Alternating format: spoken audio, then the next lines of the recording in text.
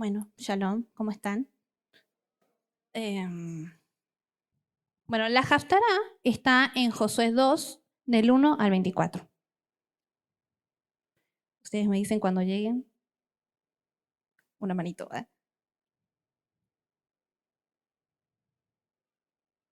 Josué 2, del 1 al 24. Bueno, empiezo. Josué envía espías a Jericó.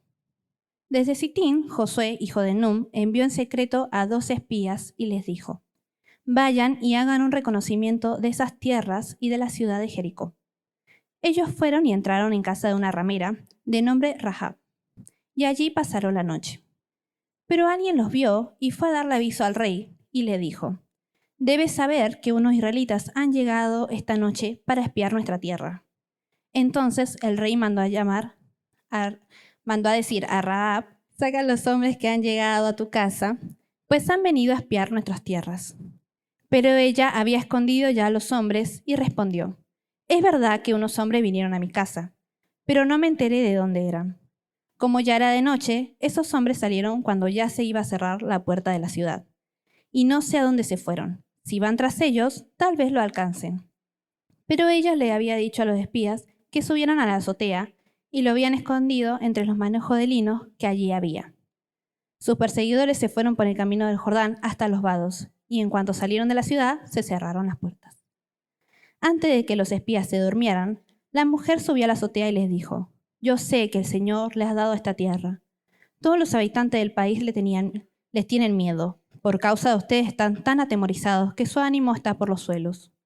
Sabemos que cuando ustedes salieron de Egipto, el Señor hizo que el mar rojo se secara al paso de ustedes. También sabemos lo que ustedes hicieron con Sihón y Og, los 2 reyes amorreos, al otro lado del Jordán, a quienes ustedes destruyeron. Cuando lo supimos, nuestro ánimo decayó, por culpa de ustedes. Ya no les queda ánimo a nuestros hombres, pues el Señor es Dios de los cielos y de la tierra. Por eso les ruego que me juren por el Señor, que así como yo he tenido misericordia con ustedes, también ustedes la tengan con la casa de mi padre. Pero deben darme una señal segura, de que la vida de mi padre y de mi madre, de mis hermanos y hermanas, y de todo lo que es de ellos, será librado de la muerte. Ellos les respondieron: con nuestra vida respondemos por la vida de ustedes. Si ustedes no nos denuncian, puedes estar segura de que cuando el Señor nos haya dado la tierra, tendremos misericordia de ti. Entonces, con una cuerda, ella los descolgó por la ventana, porque la casa en la que vivía estaba pegada a la muralla de la ciudad. Luego les dijo: váyanse al monte para que sus perseguidores no los encuentren. Escóndanse allí unos 3 días hasta que ellos regresen. Después podrán irse por donde vinieron. Ellos les dijeron: nosotros te hemos hecho un juramento y lo vamos a cumplir, así quedaremos libres de culpa. Pero tú debes atar este cordón rojo a la ventana por donde nos descolgaste. Eso nos servirá de señal cuando entremos a la ciudad. Reúne en tu casa a toda tu familia, es decir, a tu padre, a tu madre y a todos tus hermanos y parientes. Todo lo que estén contigo dentro de esta casa estarán a salvo. Si algo les pasa, nosotros cargaremos con la culpa de su muerte. Pero todo el que salga de las puertas de su casa será culpable de su propia muerte, y nosotros no cargaremos con la culpa. Si ustedes nos denuncian, quedaremos libres del juramento que nos has obligado a hacerte. Y ella respondió: hágase todo tal y como lo han dicho. Luego los despidió, y en cuanto se fueron, ella ató el cordón rojo a la ventana. Los espías se fueron al monte y allí estuvieron 3 días, hasta que sus perseguidores, que lo anduvieron buscando por todo el camino, regresaron porque no los encontraron. Los 2 hombres salieron del monte, cruzaron el río y se fueron a ver a Josué, hijo de Nun, para contarle todo lo que le había sucedido. Les dijeron: el Señor ha puesto esta tierra en nuestras manos, por causa nuestra. Todos los habitantes del país han perdido el ánimo. Bueno, podemos decir que tanto la Parashá como la Haftará son reparecidas. O sea, literalmente hablan de espías yendo a buscar, a ver cómo es la tierra. Bueno, la de gran diferencia era la primera que había visto y la había notado, pero algo me había hecho como un cambiecito. Además de que en una fueron 12 espías y en otra fueron dos espías, también quería saber qué era lo que había ocurrido, qué es lo que había cambiado y por qué había concluido tan diferente estas 2 situaciones. Si la tierra era la misma, los enemigos eran los mismos, las promesas eran las mismas, Dios seguía siendo el mismo. ¿Qué es lo que cambió? Y esa era la respuesta, podemos decir, que es cómo miraron la situación ambas personas, ¿no? Bueno, vamos a darle un mini resumen de lo que pasó en la parashá, que sería: el pueblo de Israel estaba en la puerta de Canaán, ya había salido de Egipto, había cruzado el Mar Rojo, había recibido la Torá y había visto muchísimos milagros. Dios ya le había prometido la tierra. Sin embargo, lo que me llamó muchísimo la atención era que también Dios no les dijo que enviaran gente para ver cómo era la tierra. La verdad era que Dios ya sabía lo que había en la tierra, Dios ya sabía qué le había prometido al pueblo. Realmente, por eso la parashá Shelach Leja se puede decir que es como envíalos si quieres. Es como dar la maña a un niñito diciéndole como que, bueno, dale, anda si querés, ¿viste? Pero, como decía, Dios no necesitaba comprobar nada, lo que querían comprobar algo eran los mismos hombres. Y muchas veces nosotros hacemos lo mismo. Queremos entender todo antes de avanzar, queremos tener todas las respuestas, queremos ver qué es lo que nos falta para seguir y avanzar en nuestra vida. Queremos sentirnos preparados realmente para dar el paso en fe. Y los 12 espías recorrieron la tierra durante 40 días. Todos vieron exactamente lo mismo: una tierra buena, fértil, abundante. También vieron ciudades fortificadas y pueblos poderosos. Mientras Josué y Caleb confiaron en la promesa de Dios y los otros 10 se quedaron mirando los obstáculos.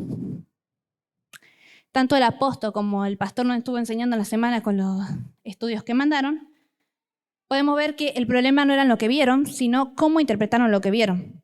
Podemos ver que 10 regresaron llenos de temor, pero 2 llegaron llenos de fe, diciendo Dios puede. Y hay una frase que realmente es la que se ha nombrado en toda la semana realmente, que es la de éramos como langostas a nuestros propios ojos. No dijeron que los cananeos lo veían como ellos, como langosta, ¿no? Dijeron que ellos mismos se veían así.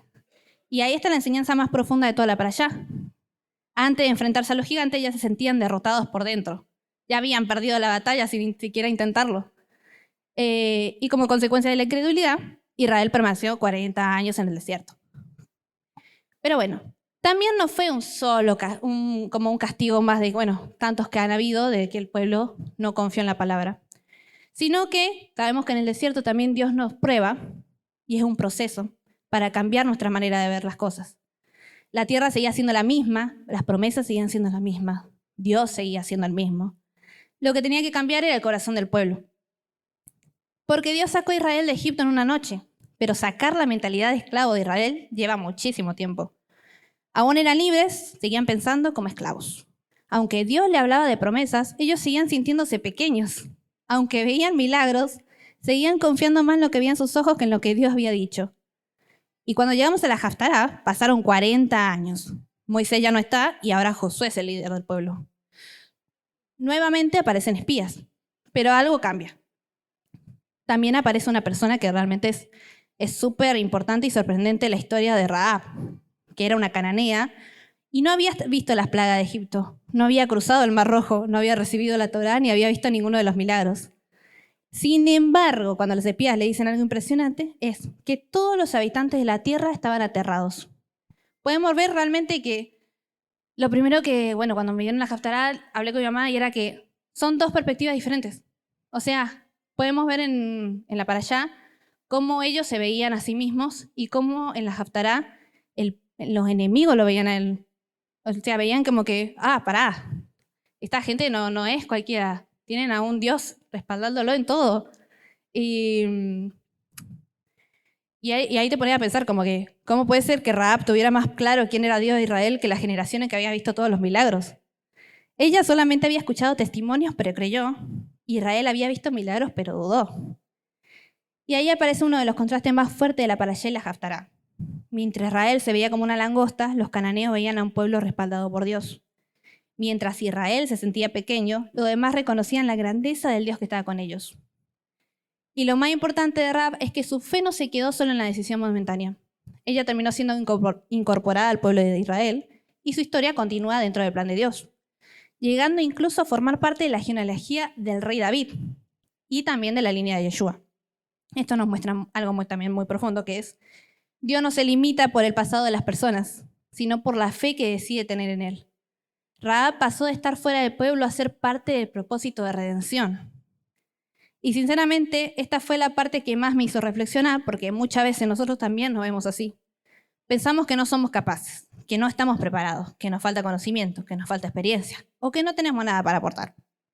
Cuando queremos ayudar a alguien o compartir una palabra de aliento, enseguida pensamos, ¿qué voy a decir yo? ¿Quién soy yo para ayudar a esta persona? Pero quizás la otra persona no necesita encontrar a alguien perfecto. Quizás necesita encontrarse con alguien dispuesto. Así como Rahab no veía solamente a Israel, sino al Dios de Israel. Muchas veces las personas tampoco están viendo cómo somos nosotros, sino el Dios que está a través de nosotros. Otra cosa que me impactó mucho de la enseñanza de esta semana fue escuchar que la tierra ya había sido dada. Los espías no fueron enviados para decidir si era posible conquistarla o no. Dios ya había hablado. El problema era si el pueblo estaba dispuesto a creerle. Y ahí está el corazón también de la enseñanza. El problema no fue solamente el miedo. Todos sentimos miedo. De cualquier cosa sentimos miedo. El problema fue que el pueblo permitió que lo que veía tuviera más autoridad de lo que Dios había dicho. Dios decía una cosa y el miedo decía otra. Y ellos decidieron creerle al miedo. Y si soy sincera, creo que muchas veces nosotros hacemos exactamente lo mismo diciendo, sí, Dios puede hacerlo, pero, sí, Dios me llamó, pero, sí, Dios prometió, pero. Y terminamos creyendo más en nuestros peros que en las promesas de Dios. Y eso impacta más cuando Dios dice que Caleb tenía otro espíritu. Porque Caleb no vio menos gigantes, no tuvo menos dificultades, no recibió información distinta. Lo que tenía era una manera distinta de mirar. Mientras otros se preguntaban si ellos eran suficientemente fuertes, Caleb confiaba en que Dios era suficientemente grande. Y ahí está una de las decisiones más importantes que todos tenemos que tomar. ¿A qué voz le vamos a creer? ¿A la voz del miedo o a la voz de Dios? Lo que más me llama de la parashá y de esta haftará es que no hablan solamente de espías, gigantes o murallas. Hablan de algo más que sigue pasando hoy. Nos muestran dos maneras de vivir, una enfocada en los problemas y otra enfocada en la fidelidad de Dios. Y eso también conecta mucho con algo que el pastor viene enseñando hace tiempo. ¿Con qué ojo estamos mirando las cosas? Porque al final la diferencia entre la generación que murió en el desierto y la que entró en la tierra prometida no fue la presencia de gigantes. Los gigantes estaban para todos. La diferencia estuvo en dónde decidieron poner su mirada. Por eso la pregunta de esta para allá me deja, no es tan grande. La pregunta que esta para allá me deja no es qué tan grande es el gigante que tengo adelante, sino qué voz estoy eligiendo escuchar y de qué perspectiva estoy mirando mi vida. Hoy quiero aprender a parecer más a Josué y a Caleb, no porque eran perfectos, como ya dije, sino porque decidieron confiar aún cuando no tenían todas las respuestas. Decidieron avanzar aún cuando habían obstáculos, decidieron creerle a Dios lo que había llevado hasta ahí. También los iba a acompañar en lo que venía. Y ahí también sigue la enseñanza muy actual para nosotros. Seguir confiando, seguir caminando, seguir creyendo en las promesas de Dios. Aun cuando las circunstancias parezcan decir otra cosa, hay que confiar. Al final la parashá y la haftará nos muestran dos perspectivas, como ya dije al principio. Distinta realidad nomás. En la parashá vemos cómo el pueblo de Israel se ve a sí mismo, pequeño, débil e incapaz frente a los gigantes. Pero en la haftará vemos cómo los demás lo ven. Como un pueblo respaldado por un Dios poderoso, capaz de generar temor en sus enemigos. Y ahí queda una enseñanza muy clara. Siempre hay más de una mirada sobre una misma vida. Nosotros podemos vernos pequeños y suficientes, pero eso no siempre coincide con lo que Dios está haciendo a través de nosotros, ni cómo otros están viendo lo que Dios obra.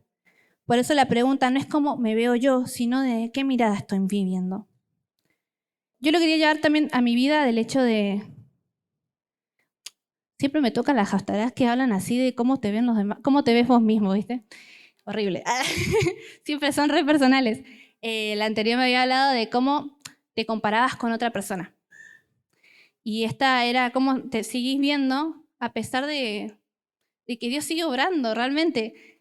Ya el hecho de, por ejemplo, yo hablaba con mi mamá de que con mi amiga, con Martina, después de haber pasado toda la situación que pasamos, yo sentía como que no le podía decir nada, porque realmente era que yo misma sentía miedo con la situación que había pasado yo con mi otra amiga, que falleció, que seguía desanimada, a pesar de que yo tenía a Dios, se supone, ¿no? Yo decía, ¿qué le voy a decir yo? ¿Qué le voy a contar yo de Dios si Si falleció mi amiga, yo dije que estábamos orando y que.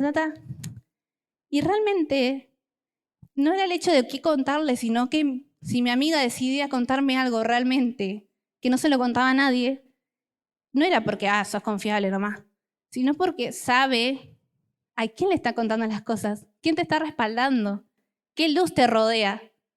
Porque realmente seguimos viéndonos a nosotros, pero no vemos que realmente si las personas se acercan a uno, no es porque, no, estaban con ganas de hablar y justo hablaron con el primero que se encontraron, sino que somos testimonios, somos testimonios de Dios y de todo lo que ha hecho en nuestras vidas, porque no creo que ninguno tengamos algo que, como que, no tengo nada para contar.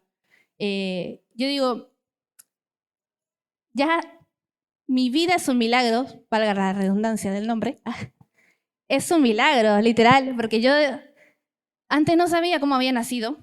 O sea, sí sabía que había tardado mucho mi nacimiento y todo eso, pero no sabía que había nacido con el cordón umbilical envuelto en el cuello. Y que a pesar, ¿cuántas era semana? ¿Cuántas semanas? 42 semanas, algo así, no quería salir, ¿no? Y bueno, para las que fueron madres saben que hasta cierto tiempo, como que el bebé ya empieza a agarrar cosas de la panza o algo así, ¿no? Entonces yo dije, wow, me cuidó literalmente desde el vientre de mi madre.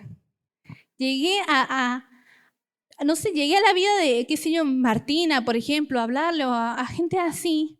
Y es como maravilloso ver cómo nos vemos tan pequeños, pero tan pequeños con cualquier cosa. Porque como dije, todos tenemos miedo. En todo. Hasta la persona más grande tiene miedo. Pero me impresiona la fe que tienen de seguir adelante.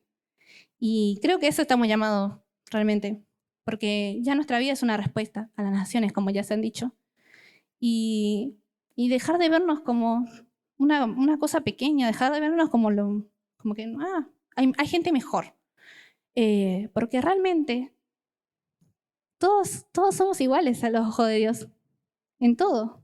No porque uno tenga más de uno que otro va a tener menos de otro. Siempre tenemos algo que dar, siempre. Y eso es lo que me ha quedado de esta Haftarah, es que realmente aprender a confiar en que Dios no hace nada por casualidad. Realmente, nada, porque todo, nuestra vida, todo ha tenido un propósito para la vida de otros. Si te ha pasado algo, bueno, ayudar a otra persona que le pasó similar y enseñarle cómo pudieron salir de eso gracias a la ayuda del Eterno. Porque a pesar de que en esos momentos no lo veían, como me pasó varias veces cuando era chica, digo, bueno, sí, Dios estuvo.